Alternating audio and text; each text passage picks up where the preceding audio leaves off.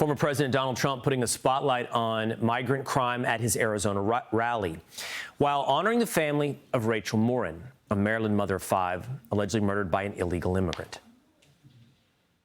Yesterday, I was at the border with the victims of Kamala's migrant crime wave. One of them is here with us tonight.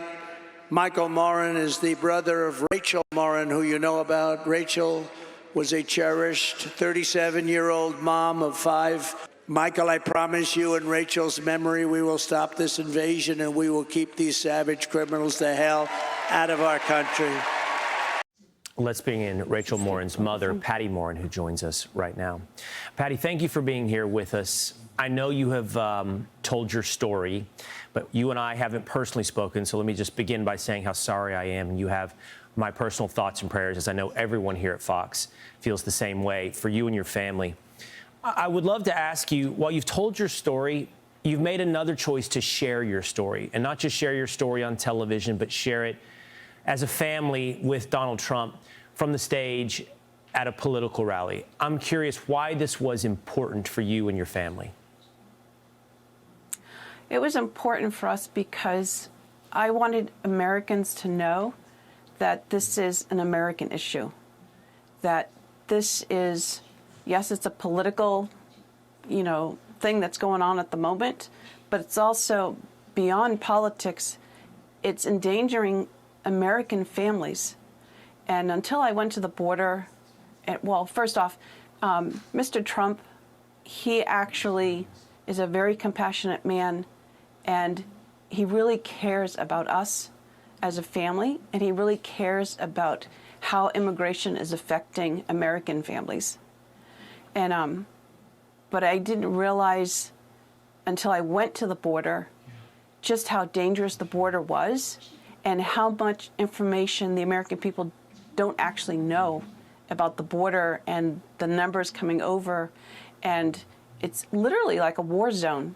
And the majority of American people don't even know how dangerous it really is. And what is it you think the American people don't know? If you had to say, like, the most revealing thing that you have learned, sadly, through this process that is escaping the attention of Americans, what would that be? I would say that the number of families affected. You see a few families that are highlighted on the news, like our family and Kayla and even Amanda that was there.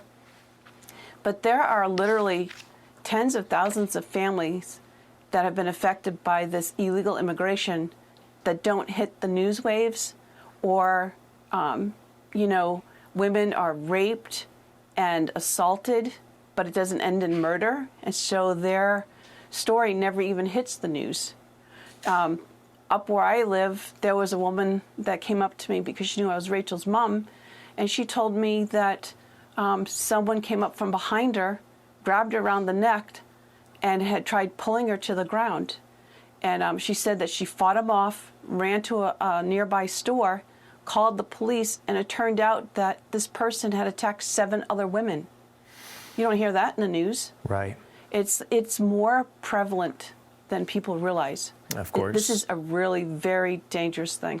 Of course, people have come to know the names like your daughter, Rachel Morin, Jocelyn Nungaray, Lizbeth Medina, Ruby Garcia, Jeremy Caceres, Laken Riley. But you point out all the others who don't make the news. I'd love to ask you one last thing. You said, almost as an aside at the beginning of our conversation, you said a lot of people don't also realize that Mr. Trump is a very compassionate man. Again, you've, yes, I think importantly told us today, it's not just a political issue, it's an American issue. And obviously for you, it's a personal issue. How did you personally experience the compassion of President Trump? He reached out, well, first off, in the scheme of things, we're nothing. I mean, you have celebrities, you have politicians. I'm just, a retired old woman that works part-time. We're just the normal American. And to have someone that has power and has influence to actually take time out of his schedule to reach out to us, to give us his condolences, and not just once, but he has followed up many times to support our family, and I know the families of others. where Biden and Harris, we haven't even gotten a call from them, and they haven't even acknowledged Rachel, her name, or that it's their responsibility because it's a border issue. And just because you deny reality and you denying truth, it doesn't change the reality or the truth of the situation. It just proves you're a liar.